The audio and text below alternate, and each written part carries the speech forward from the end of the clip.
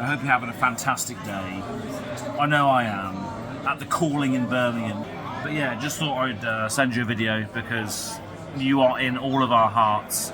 You live rent-free in our minds, in the flesh and blood world. Love you lots, mate. See you soon, hopefully.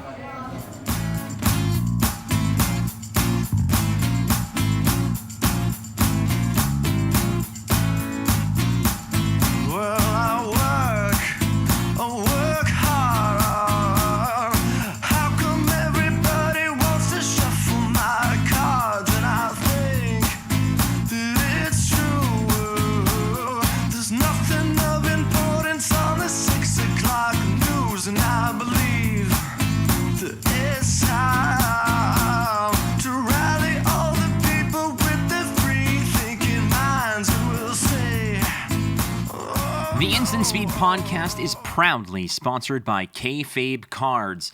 FAB Cards is located in Riverton, Utah, and is your total hookup for flesh and blood singles and sealed product. Go to kfabcards.com and find all of your TCG passions covered, from Magic, One Piece, Pokemon, and plenty more. FAB Cards is also bringing you the Battle Hardened in Salt Lake City, as well as Pokemon Regionals in the coming year. Kayfabe is life. Be who you want to be. The Instant Speed podcast welcomes a perennial top 8 threat to any tournament he attends. He is the first Pro Tour champion out there in New Jersey, as well as a member of the Sunflower Samurai. Welcome to the show. I'm just going to call you this because you exude this energy. The big boss man himself, Pablo Pintor. How are you, Pablo? I like that just because I love Bruce Springsteen. So any kind of reference to him would be really nice, you know? Oh, well, there's the boss, and I know that Tommy Fresh is probably going to be loving this, especially since you won the Pro Tour in New Jersey, which is Bruce Springsteen's stomping grounds. Yeah, I really wanted to take a tour there, but I didn't have enough time to just visit so many places in just a week. It was my first time in New York, and there were like so many things to see, things to do, you know, things I have only seen in movies that seemed like worlds apart to me, and it was like an amazing weekend. And then I had the tournament, and it was amazing as well. So I think it is a week to remember. Well, you almost had all kinds of time that weekend to explore and be a tourist, because you started that tournament 0-2, did you not? Yeah, it was kind of a rough start. I wasn't expecting anything, so I don't know how to put this. I was just completely relaxed. I have never thought of myself like a pro player or anything like that. I'm just a guy jamming some games with his friends, and yeah, I went there as an excuse to visit New York. I'm not gonna lie on this one, and I did pretty well. Lost my first 2 rounds. Yeah, it was. There were some really good games against Starvo and a mirror against Chain. And yeah, I thought that I was already dead for top 8, you know. So I thought that I would just enjoy the rest of the day, play the games as best as I could. And you know, I was having a blast with my friends there, checking, hey, how are you doing? I lost one. No, you're already out. And we're talking with each other there. And yeah, at the end of the day, I won all of the other games. I ended up the first day X2, and someone told me, no, you're still alive for top 8. For top 8. And I was like, impossible. Like, tiebreakers work like this, and they were like, no. They don't work like that. They check the last game you have lost. So you need to keep winning, you know, until the last moment. You can only drop 1 game tomorrow. So the next day I was feeling much more nervous, but yeah, it worked pretty well at the end of the day. I have been incredibly lucky in a lot of tournaments recently, so... Look, you want to attribute it to luck, and I understand that to a certain degree there is the gem roulette where it depends on who your matchup is and what you're up against, and those early first 2 or 3 rounds are so crucial and so pivotal. You have to win those often. But what I like to refer to when I'm casting other tournaments is the fact that the pulling a Pablo is like basically, if it has been done in the grandest stage of them all, Pro Tour, it has been done where somebody has gone 0-2 and won the whole thing. So when a lot of people will come up to, people like to talk to me about their results and what their matchups are and what their position is, etc.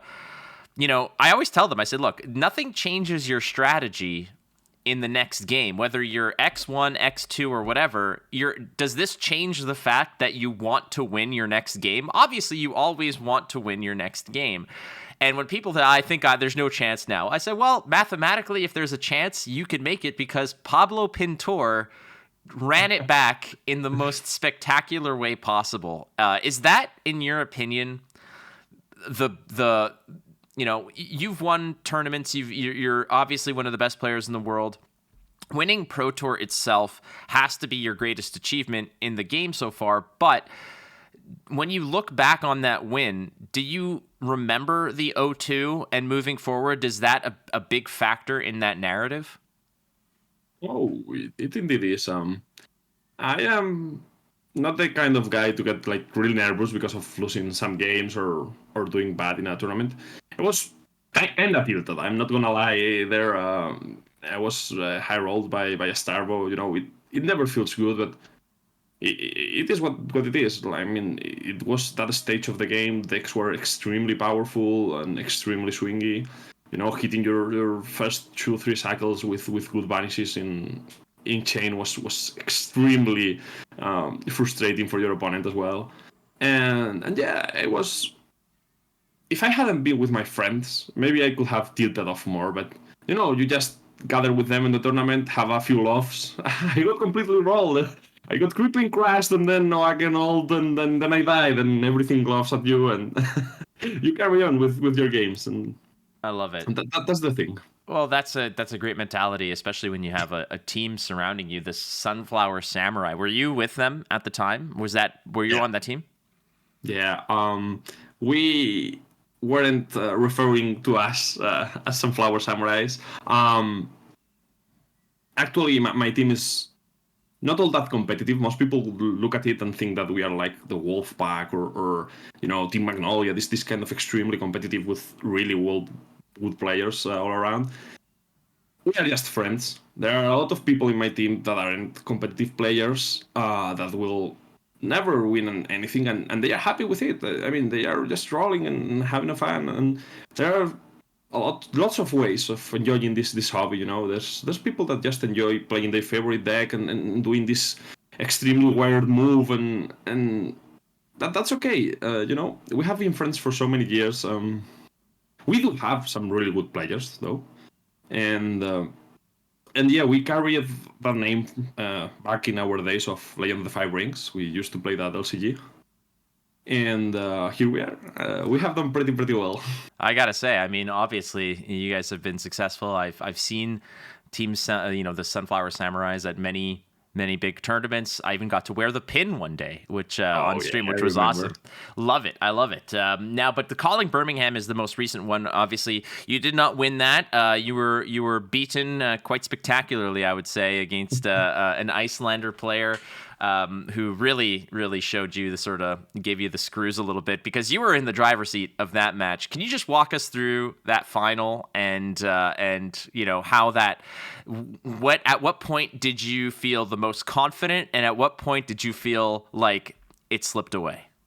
Yeah, I was playing as Samuel. I already played against him in the last round of Swiss and he beat me.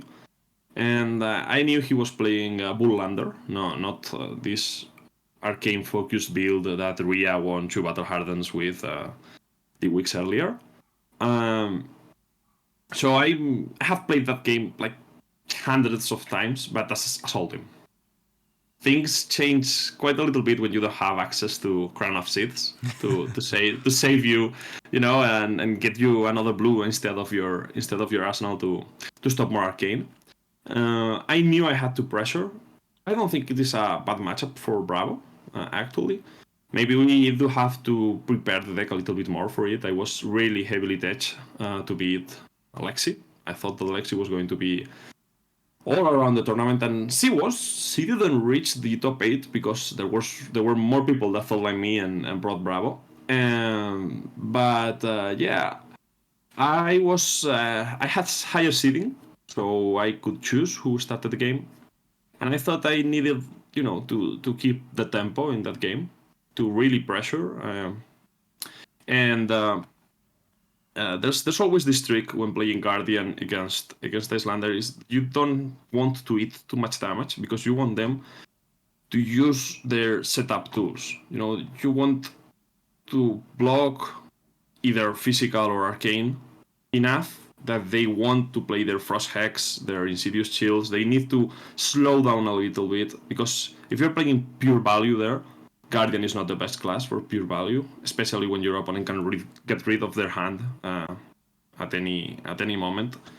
So Crippling is not as effective, and Starstruck is not as effective.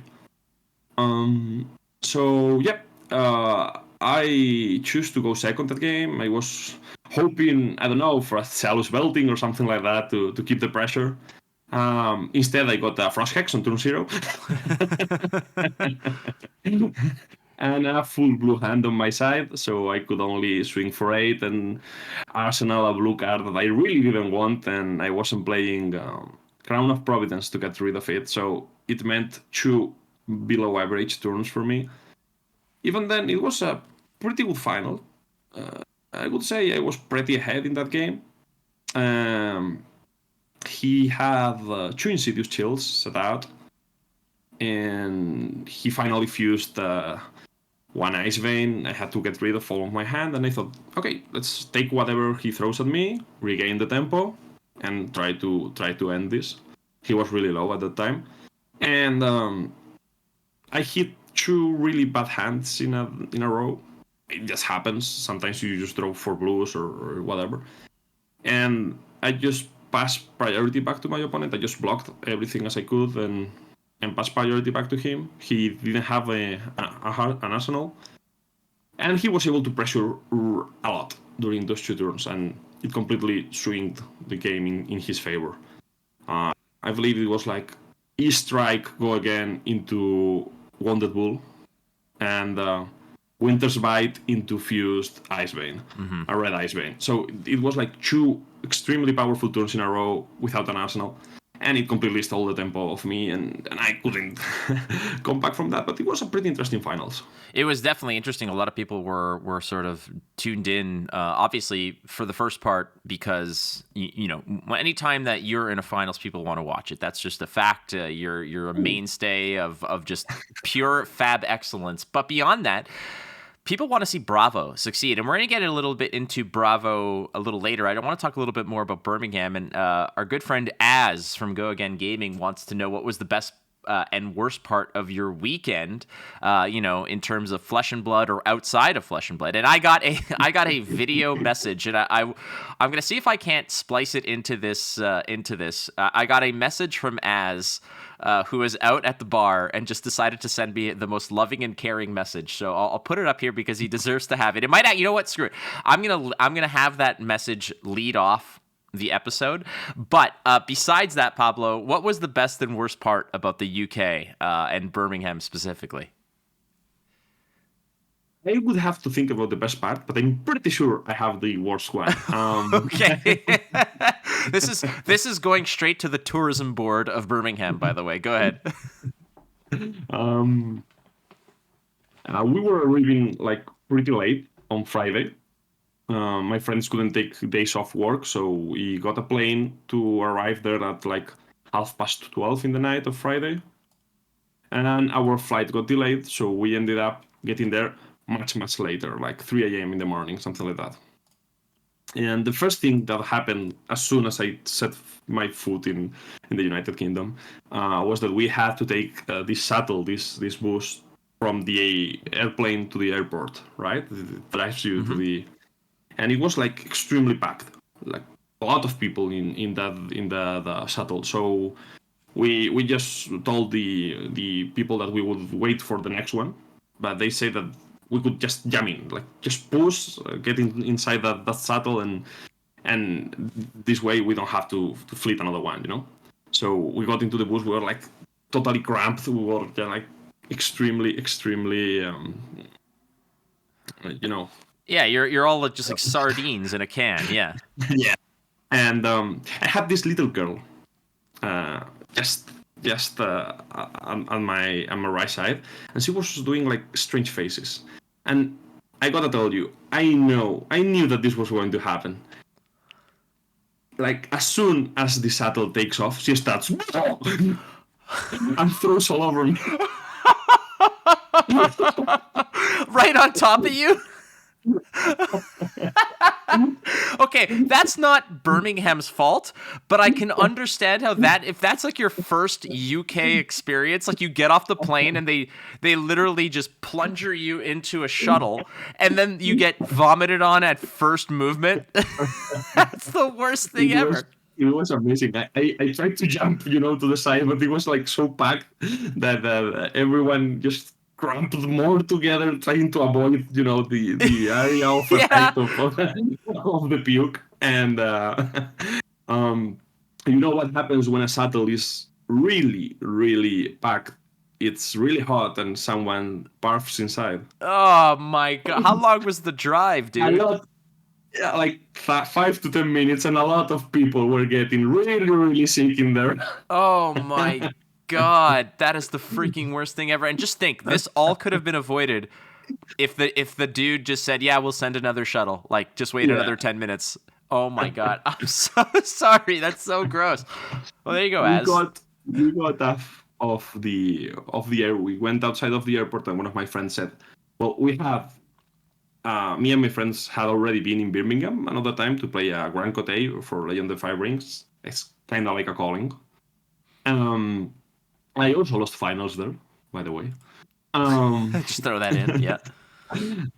And he told us that he completely remembered a shortcut to our hotel. So we just followed him, and I'm pretty sure we trespassed private property. We were in a place where we really didn't know where we were. We had to like jump over fences and that to get to our hotel. And this was like 3 a.m. and I was puked on. Like amazing peak UK experience, Yeah, it sounds like you went to like a soccer match, like with a whole bunch of hooligans. Meanwhile, you're like Mission Impossibling yourself to the hotel because some 8-year-old girl decided that she wanted like tater tots at like 11 p.m. You just puked all over you. Oh God. You made it though. Like that's the good news, I would imagine. Oh, and the hotel was amazing.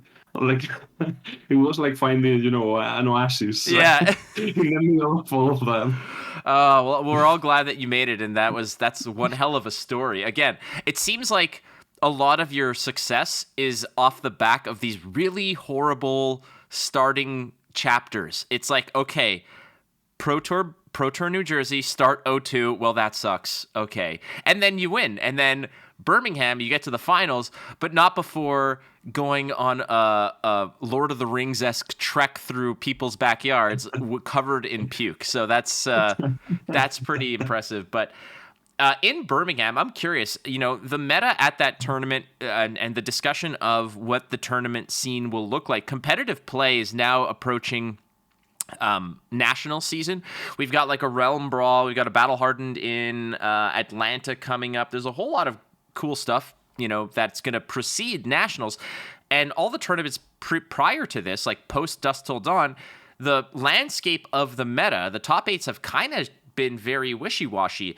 Do you think that this is going to settle, or is this meta that we're in purely going to be a situation of whatever the last best information is? For example, we've seen a lot of Lexis and Dromais in the top 8. Then it's like, some Azalea. There was an Azalea, a Levia, some more Dromais, and suddenly there's a lot of Bravos and Katsus out there that are probably preying on the Dromais, etc. Is it going to settle, or do you think that the meta is a continuous flux? Meta is constantly evolving. It has always happened, but it happens way more when we have new heroes that haven't been solved yet. Maybe they aren't all that competitive, but they haven't been solved yet. They there are better builds for them, I'm pretty sure. Lexi also took quite the hit, and especially against fatigue strategies, and they haven't really adapted to that as well. I believe that explains Bravo's success at this last tournament. Katsu emerged to punish those Dromais. We have seen like meta constantly evolving. Icelander has been on top of these tournaments, but if I'm not mistaken, there haven't been so many Icelanders in the top cuts, but she has like some really good conversion to winning events. So you have to take that in consideration as well. Like there are a lot of moving pieces in this meta, like a lot of decks that just counter each other, and it's extremely interesting. I'm not that happy that I have to work more for my CC testing for nationals, but it's extremely interesting. I really enjoy this kind of puzzles as a player. Like this makes preparing for an event much more fun, because Certainly. it can give you a really good advantage over most of the field if you are able to, correctly read the metagame in advance, and adapt your deck choices to that. I agree. Not that I did at this tournament. I just default to my, comfort pick. I just default to Bravo because nothing else was working. It was not, trying to read the meta or anything like that. I just played every deck, and I wasn't feeling comfortable with any of them. So I just took the good old Bravo and and have a nice day. Sometimes, like when you're entering a meta or a field where there's significant uncertainty in terms of what to expect or whatnot, one thing that you can rely on is the familiarity of a deck that you know. Whereas if you go in with a deck that you're uncertain of, now you're stacking the uncertainty of their decks to the uncertainty of your own, and that just is difficult. If you've got a solid foundation of Guardian or I'm a ninja player, I'm this, sometimes it's just the way to go, and that's good advice all the way through. So I want to ask on behalf of Andreas Vo4 on Twitter, as Azudem R, I'm sorry if I'm pronouncing that incorrectly, asking how much for the gold foil mask, and I'm not sure what mask he's referring to, but maybe you can help us. So I always open my gold foils. I always open them. Like, I don't know, it's like kind of a ritual with my friends when any of us get one of them. So we recorded a video, and I was lucky enough that my sealed gold foil from the tournament was Mask of Momentum. It's incredibly beautiful. But I really don't know its price. I'm not an expert on the gold foil market. I need to check with people that know much more than me, and will tell me how to proceed with these things. Actually, I have been like pretty overwhelmed because, as I have said, I have never considered me a pro player. I have been pretty successful in other games, but there was almost no money involved.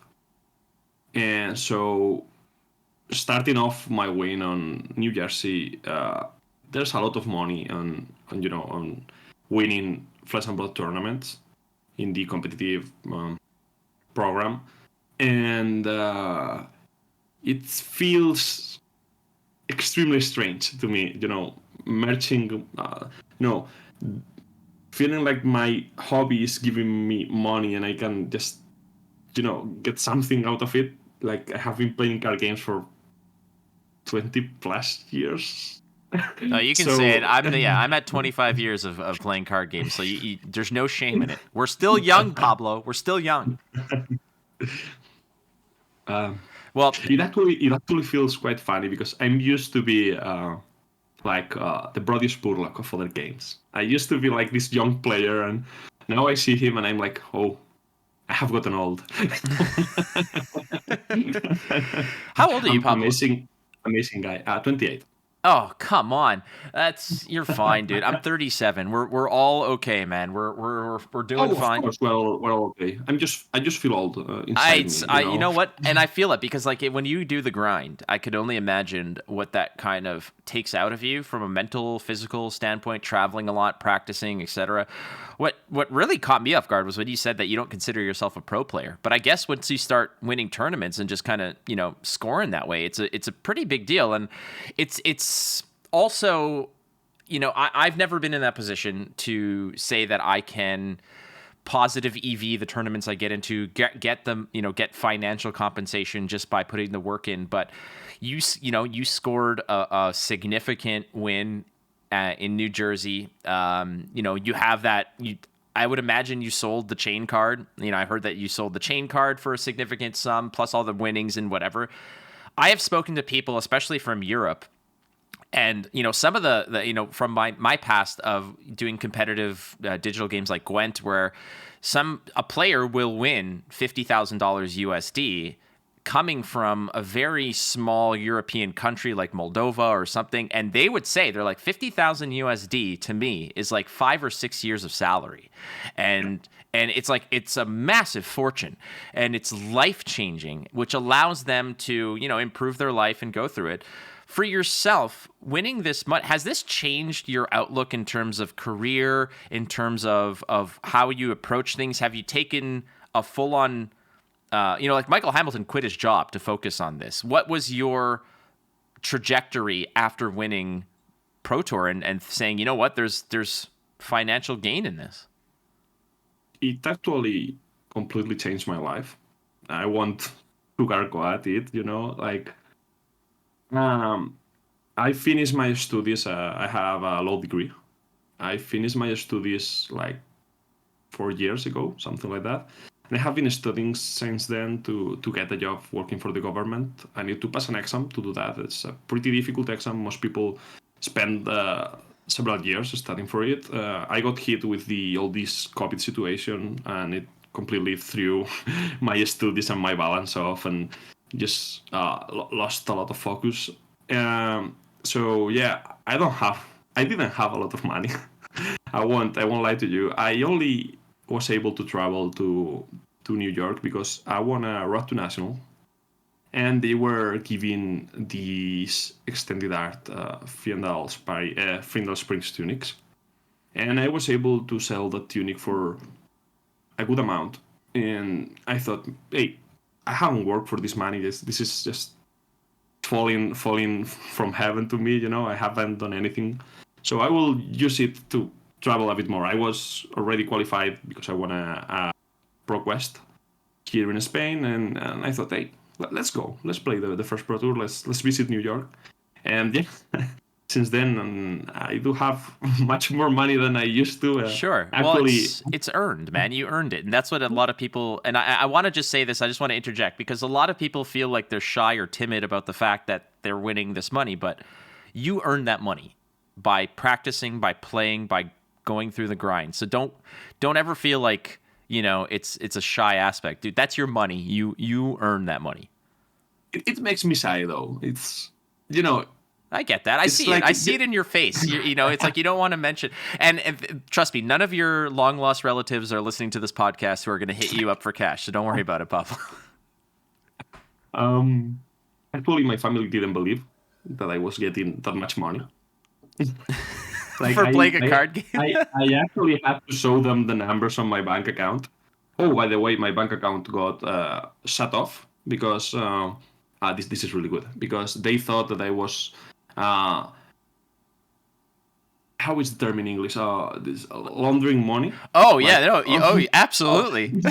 Because my bank account went from like 500 to a lot, and it was just it happened when I traveled back from the United States, so they thought that I was like dealing drugs or something. For sure, you're in New Jersey. You got hooked up with the Soprano crew, and they just that's hilarious. And I had to talk with a lot of people on my bank, and I had to show them like receipts and everything just to get my account back. It was like a pretty funny situation. That's hilarious. Well, here you are again. Life changed. A law degree in your back pocket, which is incredible. And it's funny to me because like as soon as I embarked on my career, I left a pretty lucrative communications management position at a huge company. It was going well. I was getting paid well, but it was not what I wanted to do. Ultimately, I had to explain to my parents, especially my dad, because my dad was an executive at that company, and he had retired from there and whatever. And he was so proud that I was like following in the footsteps and whatnot. And I had to explain to him, I'm like, I'm leaving the company to do this. And he's like, what the hell is that? He's like, I will support you no matter what you want to do, but what the hell? And then I started explaining to him about, the grind and how I've been working. And the difference between you and I is that your payouts are so much bigger and you have a law degree to fall back on. I have a political science degree that I don't want anything to do with. But that's nice. That's nice. It's good to have, I suppose. It's in a drawer at my parents' house. I don't even know where it is, but I want to move forward and talk a little bit about the strength of Bravo. Bravo right now is my favorite hero. Guardian is my class. I love it. I'm an Oldham guy through and through. The strength of Bravo. You said it was your comfort pick. And the way that I kind of devise it or discuss it in terms of from a meta perspective is in the meta, there are usually the problems and the solutions. And for example, for me, a solution hero is like Kano. Kano will come in, find the perfect metaphor for Kanos to pop off where they're disrespected and just have an exquisite run to a top 8 or whatever. But then there's heroes that are the problem, which are, the Lexis that'll always be there, the Dromais and whatnot. What would you classify Bravo? Is Bravo a problem hero or is Bravo a solution hero?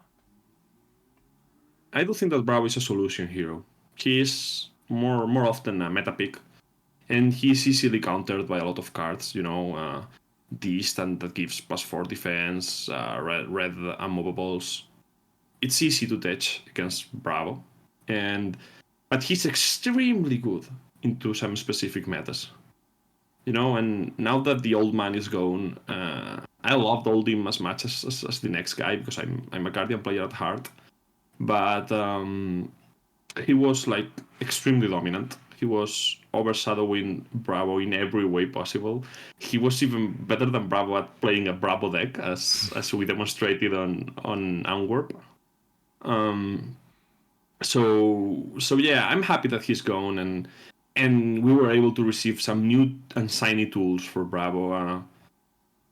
Starstruck is one hell of a card, and I'm really happy because Bravo is a really rewarding deck to play as well. There are several matchups that you just have to try to high roll them and pressure and keep throwing disruption on them. But there are other matchups where you are able to get to your second cycle, and those matchups are beautiful. Like, mirror games, playing against Dromai, and I really, really like them. It feels like there is almost no lack involved. There is always lack involved, but, that you can control it to a certain degree. And it is, like, really rewarding. I totally agree. You mentioned Starstruck. Starstruck was a card that I needed 100% as soon as it was printed, and it took opening 60 boxes at Realm Games in Ohio. We all sat down and opened for their stock and their singles. And I said, I'm like, the first 3 Starstrucks we open are sold. I'm buying them, whatever the hell price they are. And it took the 60th box, the last box, for us to find the third copy, which was a little bit of it was a little bit of a, we opened 10 Warmongers Diplomacies, 10 or 12 of those, which were the valuable Majestic. But talk to me about Starstruck and this inclusion, because the Bravo deck, other than Starstruck, hasn't really changed, I suppose, other than, the meta or whatnot. It's the same core. It's just the approach. Aggro, control, what are you choosing? And ultimately, Bravo right now sort of slotting in for the control, fatigue-ish kind of Oldham build. But Starstruck as a card is one that I want to talk a little bit of a few of the picks that you had in your deck tech to discuss some of this, and one of them being Starstruck. So tell us a little bit about the strength and the reach of Starstruck. So as you have said, the core of Bravo's deck haven't changed all that much since I started into the game, and I just seamlessly copied Kale McCreath's deck. Back in the day, I started playing those decks. And it hasn't changed that much. You're running Pummels, you're running Command and Conquers, you're running Crippling and Spinal Crash. The neat thing is that you have another, Time Walk effect. kinda in one of your cards, and Starstruck is all that you wanted. It requires either a full hand or a seismic surge token to be played, but it usually leaves in a time walk to your opponent. He just uses all of his hand to defend, or just eats the effect and cannot do much on their own turn. So it is an extremely powerful card. It is a yellow card as well that is really good just to not get these horrible 4 red hands. If you get a Starstruck and another red card, you can pitch both of them to swing with another for 6, and that is pretty good if you're getting a full red hand. And it also has Unity.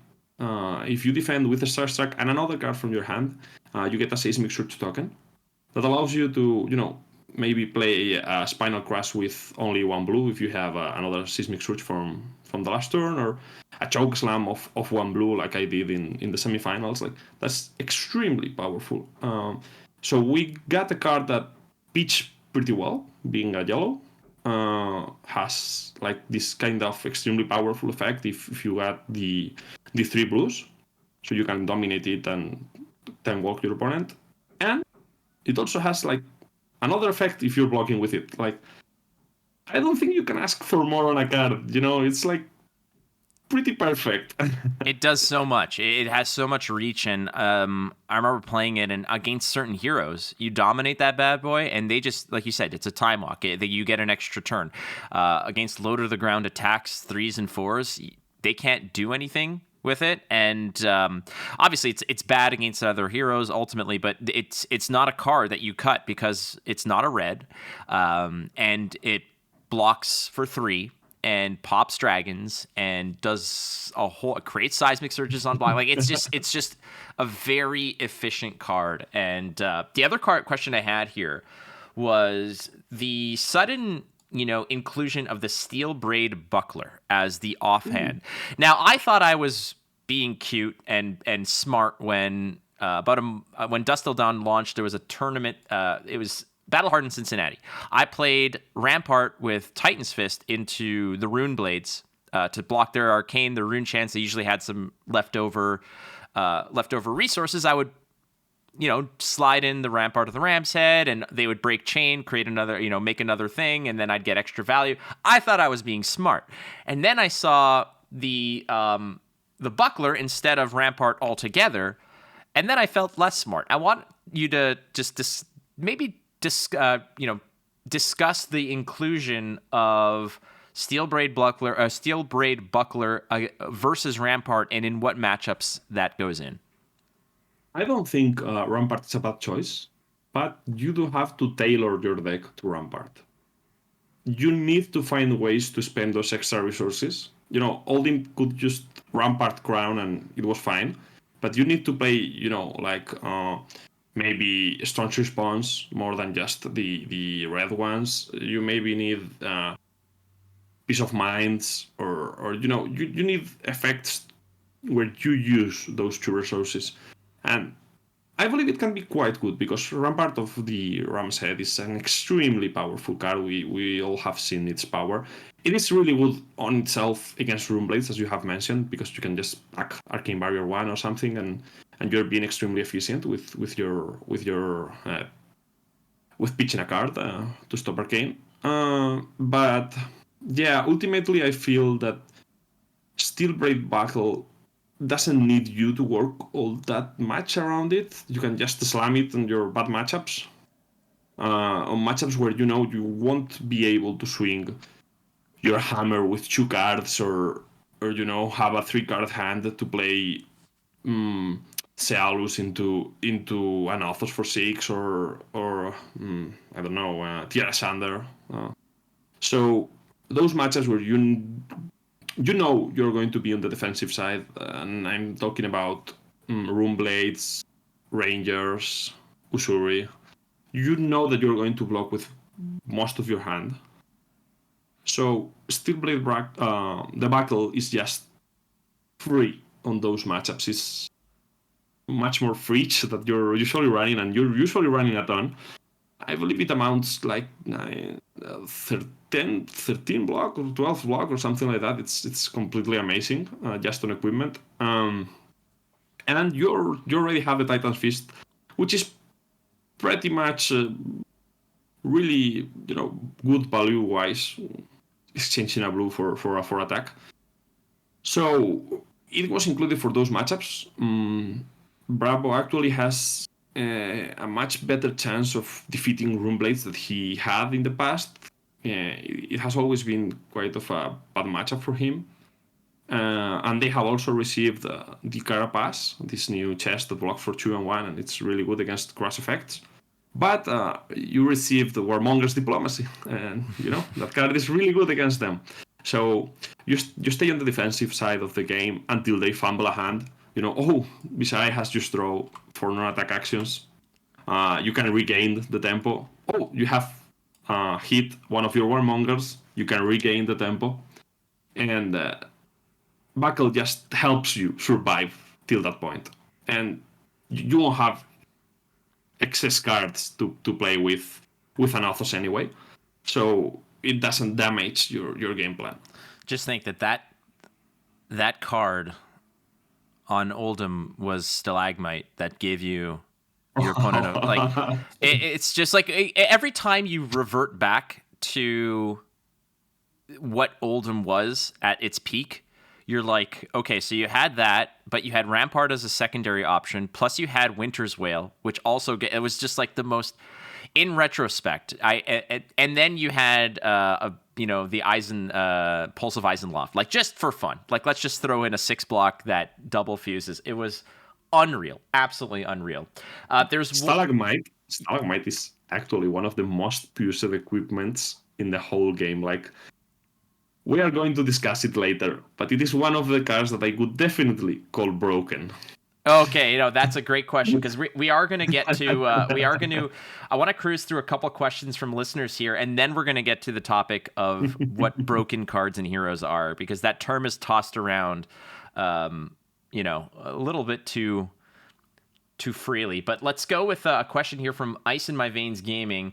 Asks, do you think that having an Oasis Respite in Arsenal at the end of the game in the finals would have saved you and bought you a pivot into the end of the game, since Stormstriders would have already popped? That's a good question. Now, when I was building when I was building Bravos and playing it online, Oasis Respite is a card that I would always lean on, precisely for the it's like the ultimate Arsenal card. You find it against any wizard, you jam it in Arsenal, and you kind of feel better about yourself. You feel very protected. You didn't have that card in any of your lists, and players like Clark Jensen also mentioned, he's like, you don't need it. You definitely don't need it. Have you kind of changed or waffled on that a little bit and said maybe it's a card I should include if Icelander's a little bit more prominent? I do prefer playing Seal of Solace instead of Oasis Respite. It is really difficult to fight the second, the optional part of Oasis Respite of being at lower health than Icelander. And if you're a lower health than Icelander, you're pretty screwed up, and Oasis is not going to save you. It is a good card, a really good card against Kano. I could include it if I thought Kano would be like a big part of the meta. If not, I believe I just prefer having more blues in my deck. If you have Arcane Barrier 3, it is almost the same as playing an Oasis Respite. You can have it in your arsenal, but as I have said, I would prefer playing Seal of Solace then. And I did have Seal of Solace in my deck. Because it also helps you, bluff sometimes with Pummel and Command and Conquer, things like that. So yeah, I don't think it would have changed anything. As I have said, I lost because I completely lost the tempo of the game. I was low enough that any attack could put me in killing range of Stormstriders plus the card in Arsenal plus Winning Moon. And I didn't have a way to pivot into the offensive with my full hand. If I would have been able to be, there with my full hand, I had a Rose the Ancients in my arsenal, maybe it could have won. But stopping those Arcane's damage, I would have survived, but it wouldn't have changed anything because I would still be on the defensive at 5 life, and it is just impossible. Sounds good. Next question is from Fadir Kokan asking, Nice guy. would be interested to hear what unusual sideboard decisions for the latest Bravo build, like, for example, Blue Finals Fighting Spirits and Staunch Responses. This is a question I had too, because I get the fact that it's a blue 3 cost. It activates your Titan's Fist. It does things like that. But it's a 2 block that, yeah, it gains you a life, but it's like a conditional 3 block in that regard. I'm really wondering, my assessment is that this was brought in for like shore up Lexi matchups that have a lot of 5-cost arrows where you do get the benefit of the extra 3 block. You're getting change back almost instead of a 3 block. You hit it right on the head. Oh, yeah! It is a card against Lexi, yeah. It usually is played on the spot where we used to play the card that tutors Showtime. Imposing Visage. Imposing Visage, yeah, I forgot the name. It is usually played in the place of Imposing Visage. That it was a card that it was used to block like 97% of the time, something like that. Yeah. So it's not like it came at a high cost. As you have said, it costs 3 for both Anathos and Titan's Fist, and blocking a 5 power attack or a 4 power attack and winning back 1 life can be game changing, especially against Lexi. Games against good Lexi players are really, really close, and we found that it usually leads to winning. If you blocked with them 2 times in a game, maybe you would win because of those 2 lives. It also has this small advantage of being able to, coupled with an 8 cost attack like Cranial Crash or Thunderquake, you can play Rose the Ancients. Okay. It adds to the 13 requirement of the Rose the Ancients, so it has that small advantage as well. Yeah, like they kind of punished at me on the finals though. They aren't really good against Icelander because you will never have less life than her, and they are only good to pitch. So if you have to block with your whole hand, and I got stuck with a hand I needed to block with, and I had 2 of them and Rose the Ancients. So my whole hand blocked at 9, and it was like the Runeblade experience, but in Guardian. It's just it's a unique call here, because again, it does come down to like 1 or 2 life. The amount of times I've lost to Lexi's where it's like, I wish I can just take this 1 extra damage, or I wish I could disrespect the potential Rain Razors that I think that they have in their arsenal or whatever, things like that, and it just never happens. And I get it now because it's a 2 block, but it also, you can pair it up with your tech plating to block a 4 and gain a life. Like, I can see where you're not in a game of incremental percentage points of value. Getting that 1 extra life is important. And the other question I wanted, and this is from me, is that Heart of Fyendal is not in the list, which I can see why it doesn't turn on the hammer or Anathos or anything. It gains you life. And from a defensive deck, is this merely because you suspect that you're just always going to have a higher life total, or what's the reasoning behind not having the Heart of Fyendal? Heart of Fyendal is a really risky card to include in a deck that cannot pitch on your opponent's turn for anything. You sometimes need to block with your whole hand, and it doesn't block, and it isn't like really good with Titan's Fist. So if you have an extra spot on your sideboard and you want to include it, that's fine. It's a really good card to include. It is extremely good in the mirror matchup, and I can see it being really good against Runeblades, where you can just pitch it to stop arcane damage. But we don't have like a reliable source of pitching, like the Rampart on our opponent's turn. So it seems like a risky inclusion to me. It is really good in its in its appropriate deck. I have seen a lot of people doing this mistake, like I know you have paid $500+ for your Heart of Fyendal, but don't include it in every deck. Like I have seen them being played in Room Blades, and I was like, no, why are you doing this? Yeah, I know no. it's really, really expensive, and you want to to get back your value, but don't do that. Yeah, like there's a reason why you don't bring your brand new, Air Jordans to the racetrack or something like that. Like at a certain point, there's a time and place to show off the bling. That's got to be it. We got another question. This one is a little bit deeper, not pertaining to card selections, but I do want to ask you because whether you like it or not, you are a pro. Boston Games asks, is fatigue a real problem in the game? And I don't think it is.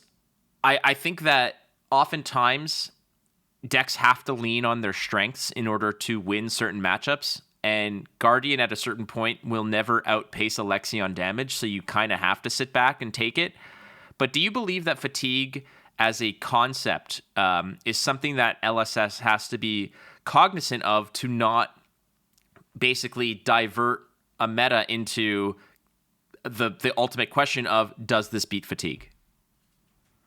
I do think that LSS has to design around fatigue quite a bit, but I do think they have already done it. Like if you realize most cards are much more valuable using them to attack than to defend. You always have more value when you're attacking than when you're defending. I do think that fatigue can get problematic when you get effects like the Earth React or the Crown Plus Rampart on Oldhim, because you could block and not lose cards from your deck. Or, the drones. The drones is the perfect example. There was Blitz Battle Harden going on during the second day of Calling Birmingham. I believe the tournament was won by a Fatigue Ira. And one of the matches was Ira versus a Fatigue Riptide. And the end game was just slam my drone, block with 2 drones, slam my drone, block with 2 drones, slam my drone, block with 2 drones, And it was like this never-ending cycle of just throwing them. And it gets like, if they don't give you a way to cheat cards in your deck and have like an infinite amount of cards in your deck, I don't think that fatigue is a problem. There are lots of tools to defeat fatigue. It usually is a bad experience for like inexperienced players, because it relies on pitch stack, knowing your deck, knowing how to properly maximize your damage output in the most concentrated time possible. So it relies on having a pretty decent understanding of the game, and I do understand it can be like a negative experience for newer players. But on a competitive level, I don't think it's bad at all. I do think that it would be really bad if the only chance you have to win a game is just throw cards on your opponent's face and hope that you're racing more than him or her. I don't know. That doesn't seem like a fun game to me. You can do that. It's fine. I have played FAB. I love FAB. But at the end of the day, you want to have like several strategies or several ways to attack the meta. And it's fine seeing how Bravo has, for example, shaped up in Birmingham to stop these rangers from just ruining pure value in their decks. You have to respect value. You have to include cards to fight. You have to respect fatigue, and you have to include cards to fight against fatigue in your deck. And the same goes for Dromai or Icelander. Icelander always respects fatigue because he has Frost Hex and Ice Eternal and can kill you with a combo. But it's good that you have to have the proper knowledge of your deck and the proper sidebar decisions to be able to fight these strategies, because there are tools available to every deck to fight in fatigue. Broken is a term, Pablo, that makes my skin crawl to a degree, because much like October and pumpkin spice, it is just abundant and overused to the degree that it leaves a bad taste in my mouth. I hate pumpkin spice, by the way. Are you a pumpkin spice type of person, Pablo? We don't have that in Spain. Good, So don't worry. good. Another reason why going to Spain for Worlds is a great thing to do around that time of year. Ultimately, the term broken has been used in card games forever. And to me, when somebody says broken now, my mind has essentially just trained itself to say, okay, it's not broken. It just, you can't beat it. That's what it is. Ultimately, there are things that are broken, and I trust LSS and balance in order to fix things and address it in that way. But I want to ask you, Pablo, what does the term broken in relation to card games means? What does that mean to you? That's a really good question. It is something, I would define it as something that breaks the rules of the game. You know?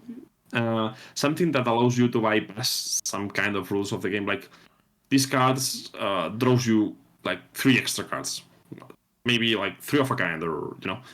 Yeah, 3 of a kind is kind of broken, you know, because it allows you to bypass one of the core concepts of the game. But broken cards are not an issue on itself. Like, a game needs broken cards to make games exciting. Like, every deck has unfair. I do prefer the term unfair to refer to this kind of cards. Every deck has a need of unfair cards to be fun, you know? I mean, Crippling Crush is a completely unfair card if you couple it with three blues. You know, you're taking 8 damage and probably losing your turn, and you can't do anything on response. That's broken, yeah, of course. But decks do need those kind of cards, or haymakers. I have seen people refer them as haymakers. They are great. On you know, you have to be careful with them, but they are great because they are what gives you. Maybe an incentive to build a deck around them, like Channel Mon Heroic. Channel Mon Heroic is broken. Of course, it's broken, but you need to work for it to be broken. Your whole deck is constructed around Channel Mon Heroic being boosted, you know. So I don't think that's bad for the game. It is really difficult to balance, though, and I really respect LSS for the work they have done over the years I have been played, because they are really good at their job.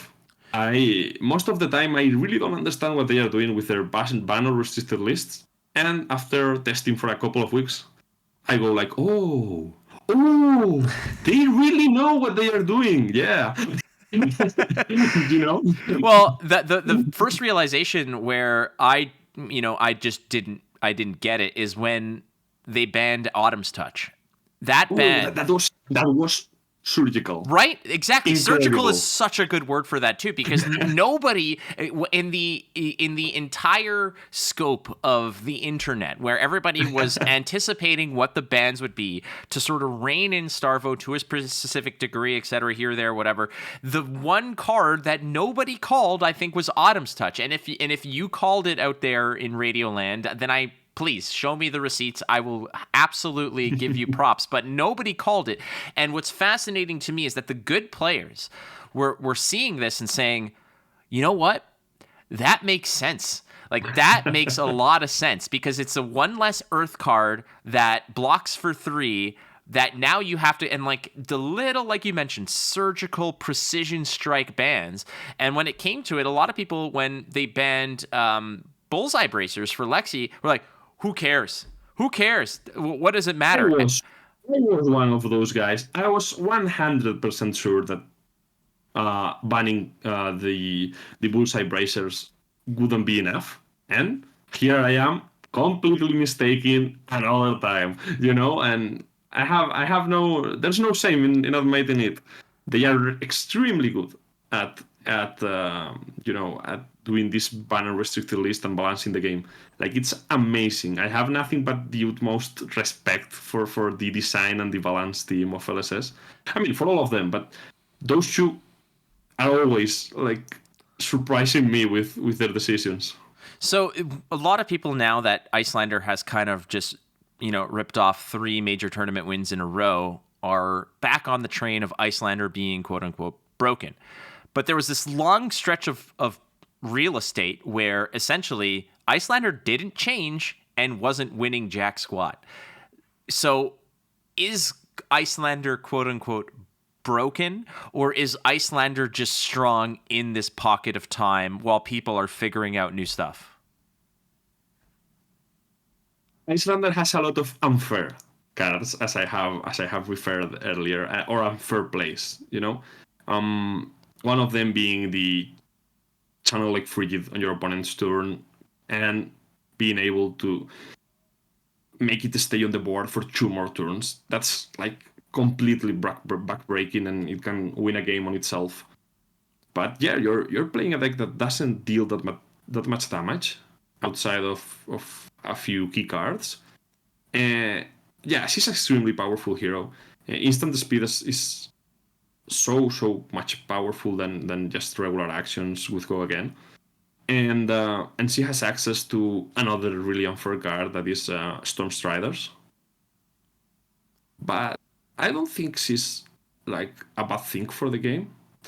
I would love to have like better ways to fight against ice. No, not Icelander on itself, but Frostbites. Because there are several classes that can do anything if they just got a full red hand and get a Frostbite. They just got completely demolished. I do understand though that maybe the little was a little bit too much. Yeah.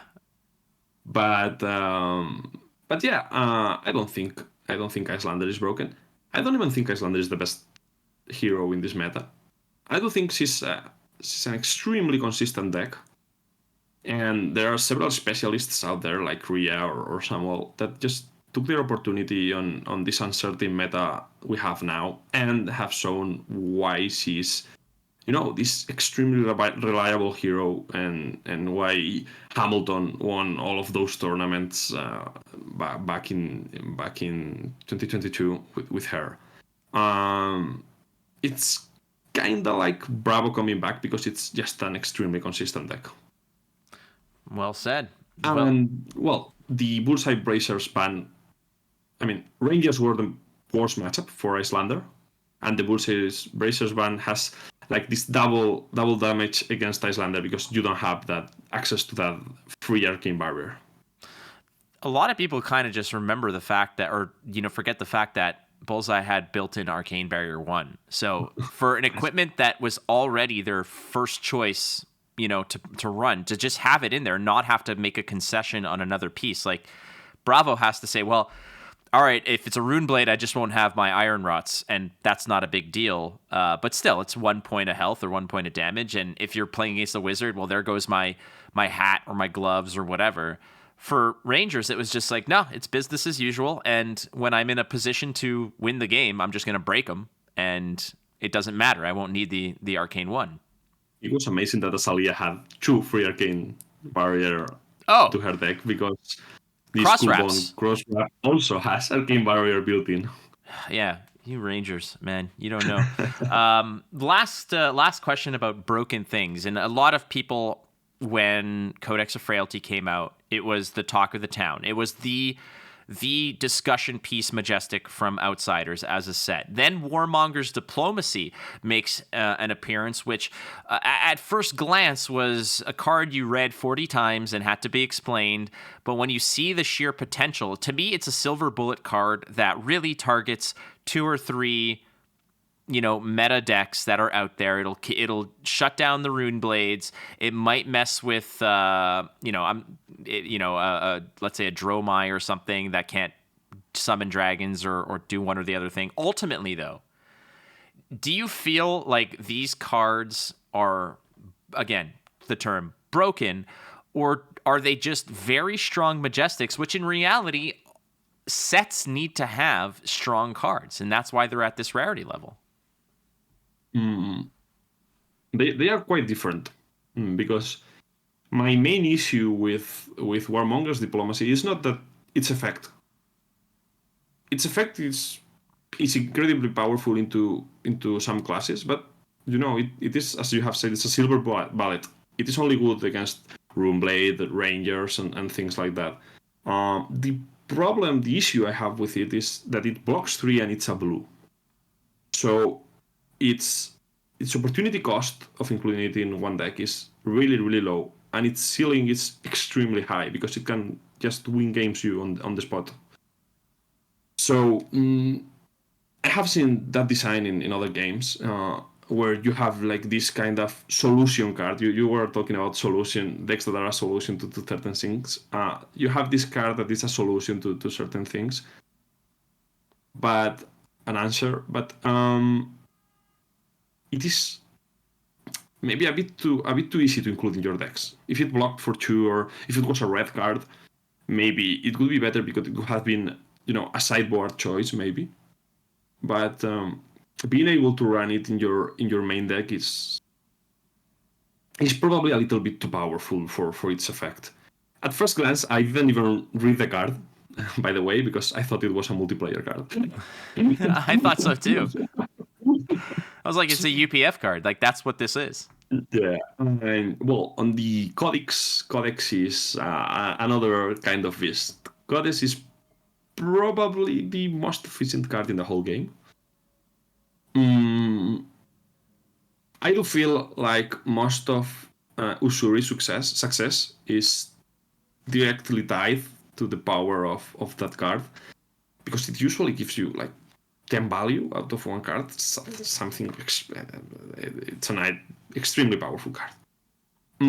But yeah, it maybe seems a bit too much because we have said that decks need a few haymakers to be fun to play, to have like different matches against them. Like if you play against Lexi, it feels different because one game they will fire several 3 of a kind, and another game they will play these huge rain racers, or another game you will get hit by these extremely efficient arrows.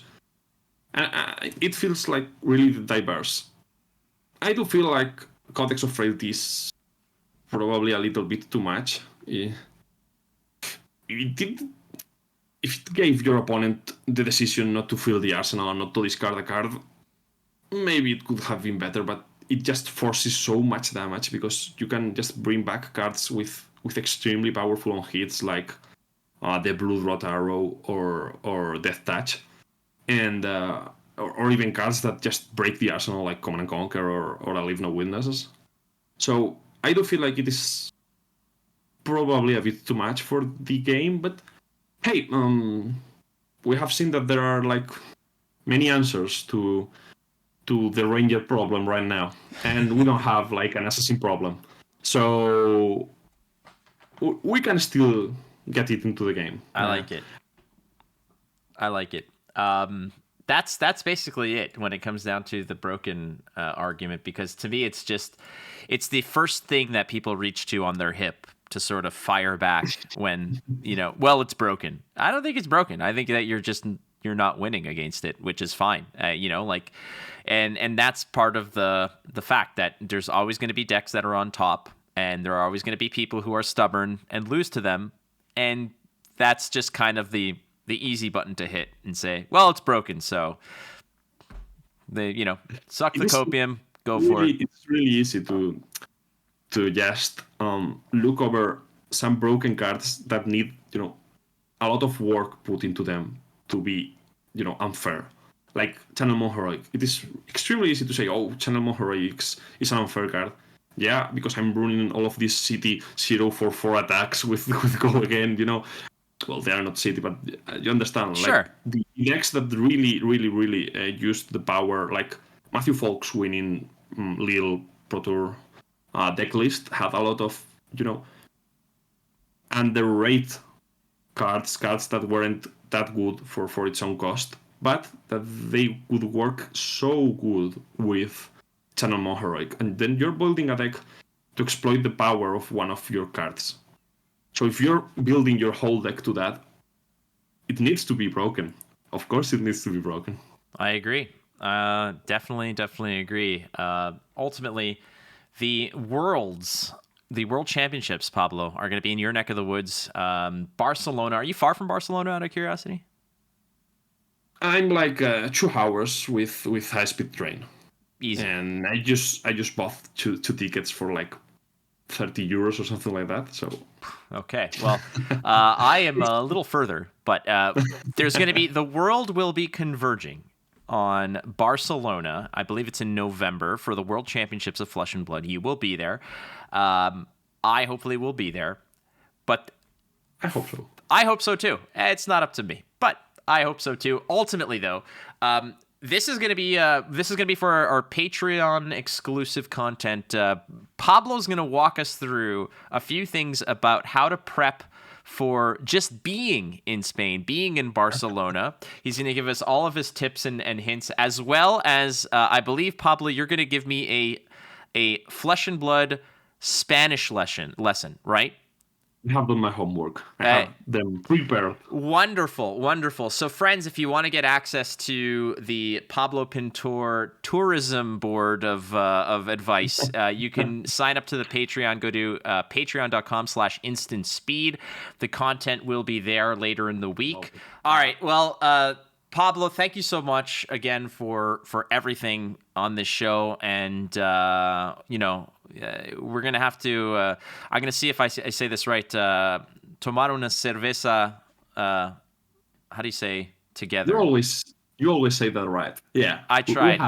We have to tomar una cerveza juntos. Perfect. That's what we're gonna do, and I can't wait to see you again. Or several. Oh, it will be several. Look, this is the plan. Okay, Pablo, is that if I get the green light that I'm going to be going to Worlds, which I genuinely have no idea. If it's, I want to go either way. Long story short is, if I'm there, I plan on getting there early, as I think a lot of people want to do. And then I've got a couple days to just sit outside and tomar una cerveza, or many, or or más. ¿Por qué no más? Let's keep going. You are already completely, perfectly prepared to travel into Spain. You know the basic rules of how everything works here. Well, I want to thank two people for that. Number one, my Polish-Spanish teacher from high school, and you, Pablo Pintor, for being such an amazing friend, ambassador to the game, and just this electric personality that I think a lot of people know you for being this killer on the battlefield. But I do want people to know that you're just such a genuinely good person, a wholesome, joyful, approachable, wonderful human being, and you're going to make me blush here on camera. And again, I just, we're lucky to have you, and it would be amazing if you won Worlds or got in that top 8 in your home country. So you got a lot of work to do, and Nationals, I guess, is the first order of business. It has been my honor being part of this community, and I had a great time on your show, Flake, as always. You're the man. As always, when I'm with you, I had a really good time. So this hour and a half already has gone and just flight. Oh, it did. That's why I wanted to start early. I was like, I kind of want to talk to Pablo for longer than he wants to talk to me, so we're going to make it happen. Pablo, if people want to get in touch with you or find out a little bit more about what's going on in your mind, what's the best way to reach out to Pablo Pintor? It would be my Twitter, or if you speak Spanish, we do have a podcast going on every Thursday night here in Spain, and we do have a lot of written content and all of that, but we're focusing on the Spanish community because there's a lot of problems with English in Spain. Like, Spain is a country that came off like a dictatorship not that many years ago, and we don't have like the English level other European countries has. So having access to content, Flesh and Blood content, is pretty difficult for a lot of people in Spain. So we're trying to cover that, and we're doing our best, which is probably not much, but we're trying, Well, it's important, and that's one thing that I've always tried to accommodate. It's like when I'm in Poland or when I was in France or hopefully to be in Spain, I try my best to learn what I can. I'm a guest in your country. It's not my responsibility. It's not your responsibility to accommodate me. I'm there, and I need to make my best options. So, and just the fact that you guys are awesome. Putting out Spanish content is important. Putting out content in all languages is important. And who better than the Pro Tour #1 champion who rolled it back from an 0-2, and then went to the finals in Birmingham, covered in puke, no sleep, just the man himself. Pablo, you're a revelation, and the only regret I have is that it took this long to have you on the show, because you're just an incredible human being. Thank you so much. No, and we'll have to cut this here because I'm getting too much heat. Too much heat. Is it sweat or is it tears, Pablo? Tell us the truth. But yes, thank you very much. And to everybody out there listening, again, be kind to one another. It's very important. To our sponsors at Kayfabe Cards, go to kayfabecards.com. Be who you want to be at Kayfabe Cards. Of course, to our Patreon supporters, you guys really keep the lights on. I do sincerely appreciate it. A lot of the content, exclusive stuff is going to be there. If you want to be a patron for as low as $2 a month, you could support us. Go to patreon.com/instantspeed. And I'm going to take this opportunity also to invite you guys, if you haven't already, please leave a 5-star review on whatever platform that you get podcasts in this algorithmocracy that we live in. It's important for them to know that you like me. We'll see you soon. Don't forget, you're not losing if you're learning. We'll catch you next time on ISP. Well, I work hard.